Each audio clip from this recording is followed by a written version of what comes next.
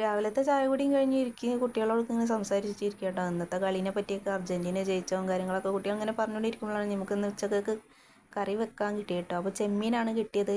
അപ്പോൾ ഞാൻ എന്തായി പെറുക്കിയെടുക്കുകയെന്ന് വെച്ചാൽ അതിൽ മെത്തലുണ്ട്, ചെറിയ ചെറിയ മീനാണ്. അപ്പോൾ അത് കറിയും വെക്കാൻ ചെമ്മീൻ പൊരിക്കുക എന്നുള്ളൊരു പ്ലാനിങ് ആണ് കേട്ടോ.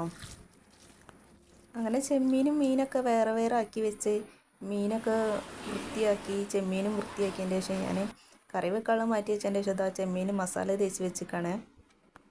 ചെമ്മീൻ ഇന്ന് വലിയ തോണിക്കാർ കൊണ്ടുവന്നാണ് കേട്ടോ. ഫ്രഷ് ചെമ്മീനാണ്, ഐസൊന്നും ഇട്ടിട്ടൊന്നുമില്ല.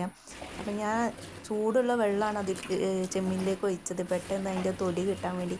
പക്ഷേ തൊലി കളഞ്ഞ് വന്നപ്പം പകുതി തല വേറെ വാല് വേറെ കഷ്ണം വേറെ. കാരണം ജീവനുള്ള ചെമ്മീനായതുകൊണ്ട് തന്നെ പെട്ടെന്ന് അങ്ങനെ തൊലി കിട്ടാൻ കുറച്ച് പ്രയാസമാണ്. മെത്തൽ ഞാൻ മുളക് കറി കേട്ടോ വെച്ചത്, തേങ്ങ അരയ്ക്കാനൊന്നും ടൈം കിട്ടിയില്ല. കാരണം ഈ ചെമ്മീൻ്റെ തൊലി കളയാൻ ഒരുപാട് ടൈം എടുത്ത്. പണി കഴിഞ്ഞ് വരുമ്പോഴത്തേന് ഏകദേശം ഒരു 1:30-2 മണിയാണ് കേട്ടോ. കറി അടുപ്പത്ത് നിറക്കിയതിന് ശേഷം മസാല തേച്ച് വെച്ച ചെമ്മീൻ അവിടെ ഉണ്ടെങ്കിൽ അതൊന്ന് ചെറുതായിട്ടൊന്ന് വേവിച്ചെടുത്ത് അതിൻ്റെ ശേഷം ആ പപ്പടം കാച്ചാനായിട്ട് ചീനച്ചട്ടി അടുപ്പത്ത് വെച്ചിക്കാണ്. പപ്പടം പൊരിച്ചെടുത്ത് വലിയ വൃത്തിയൊന്നുമില്ല കേട്ടോ. ഇനി വെളിച്ചെണ്ണ ചൂടാവായിട്ടാണോ പപ്പടത്തിൻ്റെ കേടാണോ എന്ന് അറിയാൻ പറ്റില്ല കേട്ടോ. ഇങ്ങനെ ചെമ്മീൻ വേവിച്ചെടുത്ത് പൊരിക്കുമ്പോൾ ഭയങ്കര ടേസ്റ്റാണ്. അങ്ങനെ ചെയ്യാത്തവരുണ്ട് ചെയ്ത് നോക്കേണ്ടി കേട്ടോ. ഇന്നലെ ഇന്നൊക്കെ നല്ല വെയിലാണ് കേട്ടോ.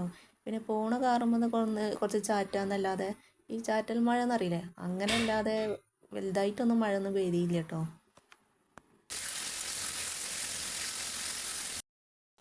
ചായപ്പണി കഴിഞ്ഞപ്പോൾ തന്നെ ചോറൊക്കലും തിരുമ്പലും അടിക്കലും തുടക്കലൊക്കെ കഴിഞ്ഞു കേട്ടോ. ഈ ചെമ്മീനുമ്മൽ ഇരുന്നിട്ടാണ് കുറേ ടൈം ഇത്രയും വൈകിയത്. അങ്ങനെ ബാക്കിയുള്ള പാത്രങ്ങളൊക്കെ ഞാൻ വേഗം വേഗം കഴുകിയെടുക്കണം. ഇത് കഴിഞ്ഞിട്ട് വേണം കുളിക്കാൻ. പിന്നെ എല്ലാ വീഡിയോസിലും പറയുന്ന പോലെ നമ്മുടെ ചാനൽ ആരെങ്കിലുമൊക്കെ സബ്സ്ക്രൈബ് ചെയ്യാതെ കാണുന്നവരുണ്ടെങ്കിൽ ഒന്ന് സപ്പോർട്ട് ചെയ്യണേ, ലൈക്ക് ചെയ്യാനും ഷെയർ ചെയ്യാനും കമൻറ്റ് ചെയ്യാനൊന്നും മറക്കരുത്. അങ്ങനെ ചെമ്മീനൊക്കെ പൊരിച്ച് ലാസ്റ്റ് ഘട്ടത്തിലെത്തിയാണ് കേട്ടോ. ഞാൻ തീയൊക്കെ ഓഫാക്കിയിട്ട് കുളിച്ച് വന്നതിന് ശേഷമാണ് പിന്നെ ചോറ് തിന്നണത്. ഇനി വേറൊരു പുതിയൊരു വീഡിയോ ആയിട്ട് വരാം കേട്ടോ. അങ്ങനെ ഞാൻ ചോറ് തിന്നട്ടെ കേട്ടോ.